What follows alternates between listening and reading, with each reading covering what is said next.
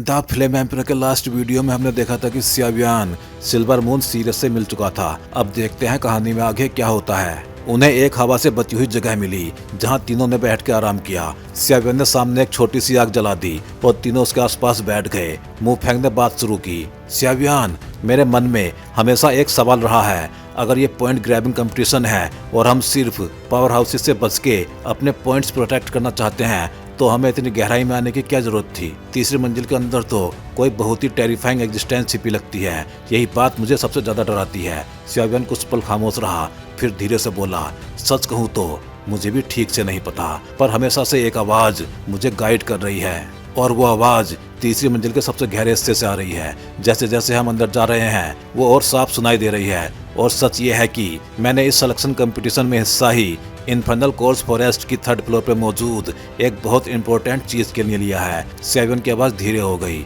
वो उन्हें धोखा नहीं देना चाहता था, लेकिन ये बात बहुत बड़े सीक्रेट से जुड़ी थी, इसलिए वो पूरा सच भी नहीं खोलना चाहता था। ओह, मू फेंग हैरान रह गया। ये इनफर्नल कोर्स फॉरेस्ट जहाँ चारों तरफ घोस्ट द्वारा भरा पड़ा है, वहीं से कोई मिस्टीरियस आवाज सियावियान को बुला रही है। ये सोचकर ही उसके रोंगटे खड़े हो गए। और जो चीज तीसरी मंजिल की गहराई में छिपी है उसके लिए कोई ना कोई बेहद पावरफुल गार्जियन जरूर होगा। ये सोचने के लिए उसको ज्यादा टाइम नहीं लगा, लेकिन जब से वो इनफर्नल कोर्स फॉरेस्ट में आया था उसे बार बार सियावियान ने बचाया था। ये बात सोच के उसके दिल में कृतज्ञता भी उठी। मू फेंग ने हल्की मुस्कान के साथ कहा, जब ऐसा है तो फिर मेरे पास भी कोई ऑप्शन नहीं बचा, बस जान हथेली पे रख के एक जेंटलमैन की तरह तुम्हारा साथ देना ही होगा। ये कहते समय उसने जानबूझ के बहुत डिटरमाइंड सा एक्सप्रेशन बनाया, जिसे देख के सियावियान और यूरू दोनों हंस पड़े। सियावियान ने मुस्कुरा के कहा, आज अच्छे से आराम करो, कल थोड़ा तेज चलेंगे तो शायद अपने डेस्टिनेशन तक पहुंच जाएंगे। रात बहुत शांत थी, आग की लो टिमटिमा रही थी और उसके पास बैठे तीनों की धीमी बातें और हंसी अंधेरे कोर्स फॉरेस्ट में गूंज रही थी। रात जल्दी गुजर गई, लेकिन कोर्स फॉरेस्ट में दिन रात को नंगी आंखों से पहचानना मुश्किल है। आखिर कोर्स फॉरेस्ट पूरे समय ब्लैक घोस्ट से घिरा रहता है। सिर्फ हाथ में मौजूद टोकन से ही दिन और रात और पॉइंट्स ग्रैबिंग कंपटीशन का बचा हुआ समय पता चलता है। 13 दिन। यूरू ने अपनी कमर पे लगे टोकन पर नजर डाली। चलो, सियावियान भी आगे बढ़ा। यूरू और मुफेंग भी सियावियान के पीछे पीछे चल दिए। लोंगी, क्या तुम्हें ड्राई वेल की एग्जैक्ट लोकेशन पता है? सियावियान ने भी अपनी सोल पावर से लोंगी से बात की, लेकिन साथ ही उसने पाया कि उसके मास्टर गोल्डन ड्रैगन किंग बहुत कम बोलने लगे हैं। लगता है सीक्रेट रेल्म से बाहर आने के बाद से ऐसा है। तो सियावियान ने ज्यादा परेशान नहीं किया।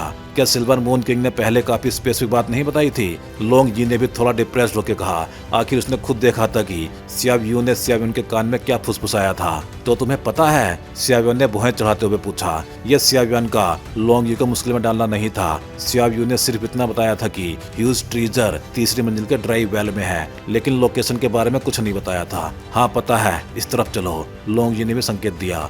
सियावियान तेजी से आगे बढ़ा और फिर उसकी विशाल सोल फोर्स ने पूरे आसपास को घेर के पावरफुल ऑरास को देखना स्टार्ट कर दिया था। आखिर कोर्स फॉरेस्ट की थर्ड लेयर काफी मिस्टीरियस है, इसलिए सावधानी जरूरी थी।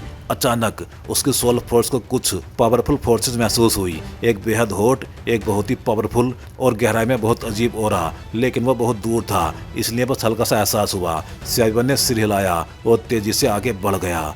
सियावियान, क्या हुआ? मू फेंग ने सियावियान के एक्सप्रेशन में बदलाव देख के पूछा। कुछ नहीं, बस कुछ फैमिलियर ऑराज महसूस हुए, लेकिन पता नहीं कौन है। सियावियान ने मुस्कुरा के कहा, छोड़ो, पहले डेस्टिनेशन पर चलते हैं। ठीक है। तीनों ड्राई वेल के लोकेशन की तरफ बढ़ गए। डैम इट, यहाँ की रेस्ट्रिक्शन इतने पावरफुल कैसे है? हम तीन मिलकर भी इसे खोल नहीं पा रहे। घोस्ट स्पिरिट ने सामने वाले जायंट ब्लैक डोरवे को घूरते हुए कहा। युक्वान घोस्ट स्पिरिट और होंगे रेड वैली की लॉर्ड, तीनों की पूरी ताकत के बावजूद ब्लैक जायंट डोर हिला तक नहीं। सभी के चेहरों पे मायूसी आ गई। रेस्ट्रिक्शन वाकई बहुत पावरफुल है। होंगे ने लाइटली हाथ फेरा तो इंस्टेंटली पूरा शरीर ठंड से जम गया। तभी डोर से ग्रे एनर्जी निकली और होंगे पे धड़ाम से टकराई। जायंट डोर से टेरिफाइंग फ्लक्चुएशंस फैल गई। पीछे हटो। तीनों 10 मीटर दूर जाकर रुके, तब जाके ग्रे एनर्जी डोर के अंदर वापस गई। ये जायंट ब्लैक डोर वाकई बहुत वियर्ड है, युक्वान बोला। ये डोर दूसरे हाफ ट्विन घोस्ट एम्परर को सील किए हुए है, इसे तोड़ देंगे तो वो हिस्सा बाहर आ जाएगा, घोस्ट स्पिरिट ने कहा। लगता है हमें यिन मून के 8 दिन बाद आने तक वेट करना पड़ेगा।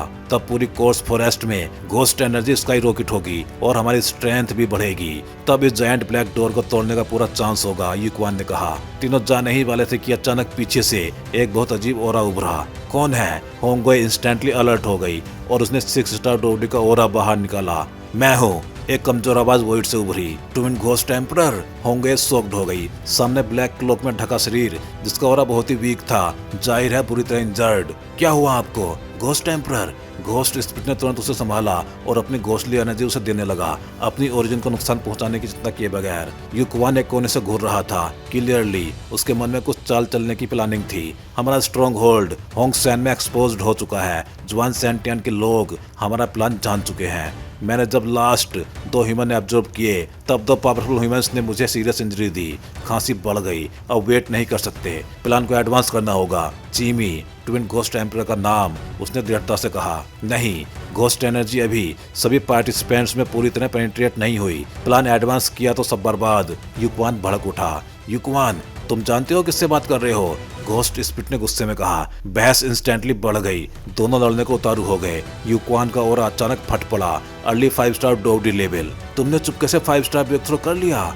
घोस्ट स्पिरिट दंग रह गया। युक्वान अब साफ बढ़त पे था। घोस्ट स्पिरिट ने होंगे को याद दिलाया कि उसके लवर की जान ट्विन घोस्ट एम्परर के हाथों में है। होंगे थोड़ी रुकी। चिल होंगे, अगर तुम मेरी हेल्प करोगी तो तुम्हारे लवर की लाइफ तो क्या, पूरे जुआन सैंटियन की लाइफ दे दूं। युक्वान हंसा। होंगे समझ गई युक्वान डेंजरस है, लेकिन फिर भी ठीक है, मैं घोस्ट स्पिरिट को रोके रखूंगी, बाकी तुम संभालो। होंगे ने अटैक किया। उसका 6 स्टार ओरा पूरी तरह अनलीस्ड हो गया। घोस्ट स्पिरिट समझ गया हालात खतरनाक हैं। युक्वान ने सोल चैन अनलीज की। घनी ब्लैक चैन ट्विन घोस्ट एम्परर पर लिपट गई। ट्विन घोस्ट एम्परर ने थिकर सोल चैन से काउंटर किया, लेकिन उसकी इंजरीज बहुत भारी थी। उसकी चैन टूट गई और युक्वान की चैन ने उसे जकड़ लिया। ब्लैक क्लॉक फट गया और ट्विन घोस्ट एम्परर का असली रूप सामने आ गया। आधा शरीर नॉर्मल स्किन और आधा पूरा सफेद जैसे एक खाली कागज। डरावना सीन। होंगे शोक में बोली, ये ओरा सोल क्लैन जैसा क्यों लग रहा है? युक्वान अब मैडनेस में ग्रीड, हंगर, किलिंग इंटेंट के साथ दिखाई दे रहा था। ट्विन घोस्ट एम्परर बुरी तरह खांसते हुए आग बगबूला हो गया। यो, तू है कौन? युक्वान ने हंस के कहा। शताब्दी पहले डाउजियांग विलेज याद है? ट्विन घोस्ट एम्परर की आंखें फैल गई, सांस अटक गई। डाउजियांग विलेज? इम्पॉसिबल। उसे आखिर याद आ गया। क्या तुम वो ही हो? ट्विन घोस्ट एम्परर को भी जैसे अचानक कुछ याद आया और वो हक्का बक्का होके बोला, 1000 साल पहले तुम्हारे घोस्ट वर्ल्ड और जुआन सैंटियन के बीच जो वार छिड़ी थी वो कम्प्लीटली आउट ऑफ कंट्रोल हो गई थी। जुआन सैंटियन की सीमा पर एक छोटा सा गांव था, डाउजियांग विलेज। उस छोटे से गांव में सैकड़ों परिवार रहते थे। चाहे जिंदगी कितनी भी गरीब क्यों ना हो, सभी लोग आपस में मेल जोल से रहते थे और काफी खुशहाल जीवन गुजार रहे थे। लेकिन जब तुम जैसे डेमंस आए, सब बदल गया, सब कुछ बिखर गया। युक्वान की आंखें खून सी लाल हो गई। वो प्रैक्टिकली दहाड़ उठा। ट्विन घोस्ट एम्परर को भी इस वक्त कुछ याद आया। जब 1000 साल पहले घोस्ट वर्ल्ड ने पहली बार जुआन सैंटियन पर अटैक किया था, तब वो वाकई एक छोटे से गांव से गुजरा था, लेकिन उसने उस पर ज्यादा ध्यान नहीं दिया था। साइड में खड़ी होंगे ने अचानक अपनी टेरिफाइंग बैटल ओरा अनलीज कर दिया। एक झटके में घोस्ट स्पिरिट को घेर के बांध दिया। फिर उसकी सुंदर आंखें हल्का सा घूमी और युक्वान घोस्ट की ओर टिक गई। इस समय सामने वाला twin ghost emperor pure soul body बन चुका था, लेकिन अजीब बात तो ये थी कि उसकी सोल के चारों ओर लगातार काली अजीब एनर्जी लिपटी हुई थी, जिससे वो और भी ज्यादा भयानक लगता था। वही ब्लैक डार्क सोल चैन जो युक्वान घोस्ट की बॉडी से निकल के ट्विन घोस्ट एम्परर की बॉडी से जुड़ा था। होंगे को महसूस हो रहा था कि सामने के ये तीनों जैसे पूरी तरह सोल बॉडीज हों। कमबख्त, सोल स्पिरिट ने भी पूरी ताकत झोंक दी डेड लीफ मतलब होंगे के घेराव से निकलने की कोशिश में, लेकिन 6 स्टार डोडी लेवल की ताकत को कम नहीं आंका जा सकता। वो अब भी फंसा हुआ था। अटैक डिफेंड करते हुए उसकी नजर बार बार ट्विन घोस्ट एम्परर की तरफ जा रही थी, क्योंकि घोस्ट स्पिरिट साफ साफ महसूस कर सकता था कि ट्विन घोस्ट एम्परर से निकलती फ्लक्चुएशन लगातार कमजोर होती जा रही है। ये सोल लॉक चैन का असर ही था। 4 स्टार डोडी पीक जैसा पावर हाउस घोस्ट स्पिरिट भी इस सोल चैन की पूरी ताकत समझ नहीं पाया था। इससे ही अंदाजा लगाया जा सकता था कि ये सोल चैन कितनी टेरिफाइंग है। क्या तुम जानते हो, कभी मेरा भी एक 4 लोगों का परिवार था, मेरे माता पिता, मेरा बड़ा भाई और मैं, लेकिन तुम्हारे आने की वजह से डाउजियांग विलेज में हम में से कोई भी जिंदा नहीं बचा। डाउजियांग विलेज के सारे सैकड़ों परिवार को तुमने ही बेरहमी से कत्ल कर डाला। मैं उस वक्त घर पे नहीं था। जब वापस आया, गांव के एंट्रेंस पे पहुंचते ही मुझे चारों तरफ खून की तेज स्मेल आई। मैंने ध्यान से देखा तो पूरा गांव लाशों और खून से भर चुका था। मैं पागलों की तरह रोता हुआ घर की तरफ भागा। मेरे घर के सामने पूरा आंगन खून की नदी बन चुका था। मेरे माता पिता और मेरा भाई सब एक ही खून के तालाब में पड़े थे। उन्होंने आखिरी सांस लेते हुए मुझसे कहा कि बदला मत लेना, बस जिंदा रहना, और फिर उनकी आंखें हमेशा के लिए बंद हो गई। मैंने कितनी भी भीख मांगी, कितना भी रोया कि मत मरो, लेकिन वो मेरी आंखों के सामने ही मर गए। बस इसी तरह मेरे सबसे प्यारे माता पिता और मेरा भाई मेरी ही आंखों के सामने मर गए। तुम्हें पता है, उस वक्त मैं सिर्फ 12 साल का था। ये सब तुम्हारे जैसे डेमंस की वजह से हुआ। तुम सच में नरक जाने के काबिल हो। इस बदले की प्लानिंग के लिए मैं इंसान भी नहीं रहा, ठीक से भूत भी नहीं, बस एक ऐसी चीज बन गया जो ना इंसान की तरह जिए ना घोस्ट की तरह, सिर्फ इसलिए कि तुम्हें नरक भेज सकूं। यूपान घोस्ट बेहद उत्तेजित होकर चिल्लाया। उसकी लाल आंखों से अनजाना लिक्विड बहने लगा। बस कुछ चींटियों का झुंड था, मार दिए तो मार दिए, ट्विन घोस्ट एम्परर ने बेहद तिरस्कार से कहा। उसके हाथों में मारे गए लोगों की संख्या शायद होंगसेन के पहाड़ों जितनी हो चुकी थी। यूक्वान घोस्ट की बात खत्म होते ही उसकी आंखों में किलिंग इंटेंट और भी घना हो गया। उसने सोल चैन को कस के पकड़ा और अचानक उसकी मुट्ठी भींचते ही एक भयानक ताकत फटी। सोल लॉक चैन के जरिए दोनों सोल्स जुड़े थे और ट्विन घोस्ट एम्परर का चेहरा दर्द से मरोड़ खा उठा। तुम पागल हो गए हो? ट्विन घोस्ट एम्परर की सोल बॉडी जोर जोर से कांपने लगी। वो साफ महसूस कर सकता था कि आज यूक्वान उसे किसी भी हालत में नहीं छोड़ेगा। ये डरावनी ताकत तो जैसे दोनों के साथ पेरिस होने की तैयारी कर रही थी। कम वक्त, अगर तुम मरने पर ही तुले हो तो मुझे मत घसीटो, ट्विन घोस्ट एम्परर जोर से चिल्लाया और अपनी बॉडी के भीतर बची हुई घोस्ट एनर्जी को पूरी ताकत से सर्कुलेट करते हुए सोल चैन से खुद को छुड़ाने की कोशिश करने लगा। सोल चैन, अगर इससे इतनी आसानी से छुटकारा मिल जाए तो फिर इसे सोल लॉक चैन कौन कहेगा? ट्विन घोस्ट एम्परर चाहे जितना तड़पता रहा, वो सोल चैन के बंधन से खुद को आजाद नहीं कर सका। यूक्वान घोस्ट को अपनी तरफ एक एक कदम पास आता देख ट्विन घोस्ट एम्परर ने पहली बार सच में जानलेवा किलिंग इंटेंट महसूस किया। चीमी, मैंने बहुत पहले कसम खाई थी, इस जिंदगी में मैं तुम्हें जरूर मारूंगा और डाओजियांग विलेज के सैकड़ों लोगों की मौत का बदला लूंगा। अब अपना न्याय स्वीकार करो। यूक्वान घोस्ट हर कदम के साथ ट्विन घोस्ट एम्परर के और करीब आता गया। धीमी लेकिन ठंडी आवाज में बोलता रहा। उसकी पूरी बॉडी पे घोस्ट एनर्जी और भी डेंस और सॉलिड होती जा रही थी। साफ था कि वो किसी बेहद भयानक अल्टीमेट अटैक की तैयारी कर रहा है। लिटिल बास्टर्ड, क्या तुम्हें सच में लगता है तुम मुझे मार पाओगे? तो तुम बहुत बड़ी गलती कर रहे हो। ट्विन घोस्ट एम्परर हंस पड़ा और अगले ही पल उसकी सोल बॉडी जो सोल चैन से जकड़ी हुई थी अचानक फूलने लगी, जैसे कोई गुब्बारा एकदम से फुलाया जा रहा हो। नहीं, ये तो सेल्फ डिस्ट्रक्शन है। होंगे डर के मारे चौंक पड़ी। अब उसके पास न यूक्वान घोस्ट की, न घोस्ट स्पिरिट की, न ट्विन घोस्ट एम्परर की चिंता करने का वक्त था। वो तुरंत इस वेल के अंदर के छोटे और संकरे स्थान से बाहर की तरफ भागी। इतनी छोटी बंद जगह में इस लेवल के सेल्फ डिस्ट्रक्शन, इसकी डिस्ट्रक्टिव फोर्स बहुत हॉरिफाइंग होगी। उम्मीद है तुम सब मरोगे तो नहीं तो हमारी डील भी। होंगे ने वेल के अंदर उठते आसमान को चूमते धमाके को देख के हल्के से बुदबुदाया। मुझे तुरंत पीछे ले चलो। एक काली धुंधली परछाई अचानक होंगे के सामने प्रकट हुई, बेहद कमजोर, जैसे कभी भी गायब हो जाए। होंगे ने ज्यादा कुछ नहीं कहा। यूक्वान घोस्ट की हालत देख के ये साफ था कि ये सब ट्विन घोस्ट एम्परर की सेल्फ डिस्ट्रक्शन की वजह से है। लेकिन अब यूक्वान घोस्ट की बॉडी से ट्विन घोस्ट एम्परर का ऑरा भी आ रहा था, जो होंगे के लिए बहुत सरप्राइजिंग था। उसने ज्यादा सवाल नहीं किए, बस तुरंत यूक्वान घोस्ट को लेकर तेजी से वहां से निकल गई, एक ऐसे स्थान की ओर जहां घोस्ट एनर्जी बेहद प्रबल थी।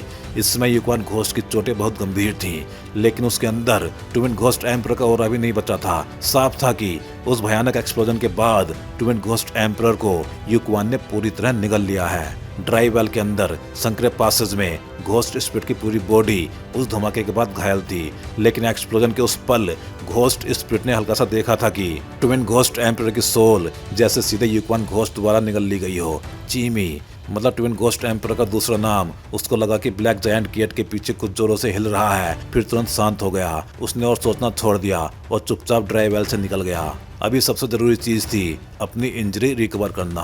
अजीब बात यह थी कि ड्राई वेल के अंदर का ये संकरा पासेज उस शॉकिंग एक्सप्लोजन के बाद भी जरा सा भी नष्ट नहीं हुआ था। कुछ ही देर में ड्राई वेल के अंदर फिर से सन्नाटा छा गया। मास्टर, क्या आप सच में ऐसा करेंगे? एक शांत गुफा में बिजली से घिरा हुआ एक विशाल भेड़िया जो चांद की रोशनी की एक मोटी किरण से कस के बंधा हुआ था, धीरे से बोला।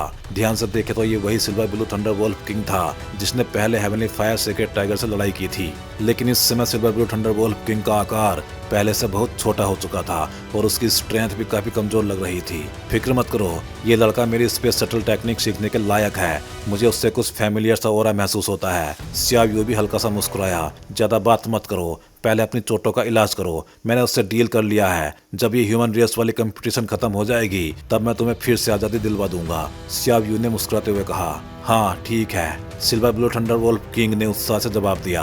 पहले भले ही उसे समनिंग फाइटिंग स्किल के जरिए बुलाया गया हो, लेकिन सामने वाला ये व्यक्ति अगर कह रहा है कि उसका कोई तरीका है तो जरूर होगा। ये सियावियन लड़का सच में रहस्य से भरा हुआ है। इंटरेस्टिंग, बहुत इंटरेस्टिंग। लाल चोगा पहने का आदमी दूर से सियावियन और बाकी दो लोगों को देखता हुआ बुदबुदाया। ड्राई वेल के अंदर कई पासेज थे और इन पासेज में से एक में दो जानी पहचानी परछाइयां थी, मो यिंग और heavenly fire secret tiger. Big tiger, इस वेल के अंदर आखिर क्या है? मुझे क्यों इतना टेरिफाइंग और अजीब सा ऑरा महसूस हो रहा है? मो यिंग ने धीरे से कहा। उसकी करंट स्ट्रेंथ 4 स्टार डोडी पीक लेवल पे थी, इसलिए उसे भी इस ड्राई वेल की गहराई से बहुत शक्तिशाली ऑरा महसूस हो रहा था। ये वेल दरअसल एक घोस्ट सप्रेसिंग वेल है। किस्सों में कहा जाता है कि इसे जुआन सेंटियन के किसी महान पावर हाउस ने सेट किया था ताकि एक बेहद शक्तिशाली घोस्ट को सप्रेस और सील किया जा सके। ये वेल काफी मिस्टीरियस है और इसके ऊपर बहुत ही स्ट्रॉन्ग रेस्ट्रिक्शन लगी हुई हैं। आम लोग तो यहाँ पे आ ही नहीं सकते। इसमें सील्ड जिस घोस्ट की बात हो रही है उसकी ताकत बेहद मिस्टीरियस है। उसे ट्विन घोस्ट एम्परर कहा जाता है, लेकिन ये ट्विन घोस्ट एम्परर एक्चुअली 2 हिस्सों में बटा हुआ है। एक हिस्सा कहीं और सील है। अगर दोनों हिस्से साथ हों तो उनकी स्ट्रेंथ इंसानों के 7 स्टार डोडी पीक पावर हाउस के बराबर मानी जाती है। ह्यूमन फॉर्म में बदल चुका हेवनली फायर सेक्रेट टाइगर हल्का सा बोलते हुए भी उसकी आवाज में डर साफ महसूस हो रहा था, क्योंकि इन ट्विन घोस्ट एम्परर की ताकत सच में बहुत ज्यादा थी, इसलिए उन्हें हमेशा यहाँ दबा के रखा गया। लेकिन हेवनली फायर सेक्रेट टाइगर ने खुद को शांत रखा। आखिर इनफर्नल कोर्स फोरेस्ट का असली ओवरलॉर्ड होने के नाते उसे ही इस घोस्ट सप्रेसिंग वेल और उसमें सील्ड ट्विन घोस्ट एम्परर पे नजर रखनी होती थी। और वैसे भी वो और मो यिंग सिर्फ इस घोस्ट वेल के आउटर एरिया तक ही आए थे। इसके केंद्र में तो बहुत ही टेरिफाइंग रेस्ट्रिक्शन थी, जहां वो दोनों भी नहीं जा सकते थे। सीक्रेट टाइगर इसीलिए मो यिंग के साथ आया था, क्योंकि मो यिंग के शरीर की ब्लू फ्लेम बेहद खतरनाक थी। ये हेवनली फायर सीक्रेट टाइगर की जिंदगी में देखी गई सबसे भयानक फ्लेम थी। कोई फ्लेम इसकी बराबरी नहीं कर रही थी। मो यिंग ने पहले भी हेवनली फायर सीक्रेट टाइगर को बहुत सारा अजूबे फ्लेम दिया था, जिससे उसकी स्ट्रेंथ लगातार बढ़ती चली गई। इसलिए हेवनली फायर सीक्रेट टाइगर ने अब ये निश्चय कर लिया था कि इस पॉइंट ग्रैबिंग कंपटीशन में वो हर हाल में मो यिंग की रक्षा करेगा।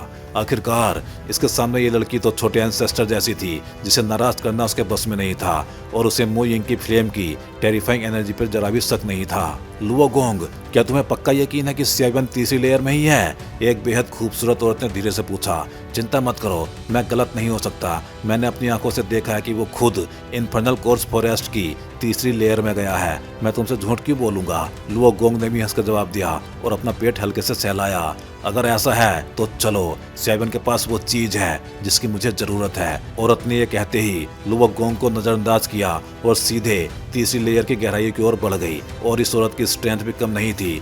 4 स्टार डोडी लेट स्टेज के पावर हाउस, ऊपर से लुओगोंग भी साथ, दोनों मिलके 2 4 स्टार डोडी लेट स्टेज पावर हाउसेस। हालांकि मुझे नहीं पता कि तुम सियावियन के साथ क्या करना चाहती हो, लेकिन जो भी होगा अच्छा ही होगा। सियावियन, अपने लिए खुद ही दुआ कर लेना। लुओगोंग ने मन में मुस्कुराते हुए सोचा और उसके पीछे चल पड़ा। तीनों साथ चल रहे थे कि अचानक सियावियन को बिना वजह जोर की छींक आई। सच में अजीब है, वो अपनी नाक रगड़ते हुए बुदबुदाया। थियोरेटिकली उसे ठंड लगनी ही नहीं चाहिए थी। उसकी बॉडी में इतनी टेरिफाइंग फ्लेम थी कि उसे सर्दी होना ऑलमोस्ट इम्पॉसिबल था। सियावियन, तुम ठीक तो हो ना? कहीं तुम्हें ठंड ना लग जाए, यूरो ने चिंता से कहा, और फिर अपनी रिंग से एक कपड़ा निकाला। धीरे से अपना हाथ आगे बढ़ा के वो चुपचाप सियावियन के कंधों पर डाल दिया। फिर से शुरू। साइड में चलते मु फेंग ने होठ दबा के बड़बड़ाया। क्लियरली काफी बेबस महसूस कर रहा था। तीनों बिना कुछ बोले आगे बढ़ते रहे, जब तक कि वो पलक झपकते ही तीसरी लेयर की गहराइयों तक नहीं पहुंच गए। जब से सियावियन और बाकी दो ने तीसरी लेयर की केव क्रॉस की और उस मिस्टीरियस बैरियर से सामना हुआ, सियावियन और भी ज्यादा सावधान हो गया था। उसकी सोल फोर्स लगातार चारों तरफ फैल के हर दिशा की जांच कर रही थी, ताकि कोई भी असामान्य चीज तुरंत डिटेक्ट हो सके। लेकिन अचानक सियावियन की सोल फोर्स जैसे अपने आप इस जमीन पे घूमने लगी, जैसे यहाँ किसी तरह की खास एनर्जी मौजूद हो जिसने सियावियन का ध्यान खींच लिया हो। आमतौर पे ऐसा नहीं होना चाहिए था। सियावियन एक हाई लेवल अल्केमिस्ट था और उसके सोल पे उसका कंट्रोल बहुत बढ़िया था। उसकी विशाल सोल पावर हमेशा उसकी विल के कंट्रोल में रहती थी। इसलिए जब उसे अपने सोल फोर्स के इस तरह अनकंट्रोल बिहेवियर का एहसास हुआ तो वह इंस्टेंटली सतर्क हो गया। हालांकि उसके चेहरे पे कुछ ज्यादा चेंज नहीं दिखा, लेकिन अंदर से वो काफी आश्चर्यचकित था और उसने सीक्रेटली और भी पावरफुल सोल फोर्स छोड़ी ताकि आसपास की हलचल को और ध्यान से जांचा जा सके। जैसे ही उसने गहराई से जांचा, वो वाकई चौंक गया। जहां वो तीनों अभी खड़े थे वहां घोस्ट एनर्जी बेहद डेंस थी और उसके साथ साथ कुछ बेहद मिस्टीरियस औराज भी थे जो पूरी कोर्स फॉरेस्ट की तीसरी लेयर में सबसे ज्यादा पावरफुल लग रहे थे। तो भाई लोग, इस वीडियो में बस इतना ही। चलिए फिर जल्दी ही मिलते हैं अगले वीडियो में।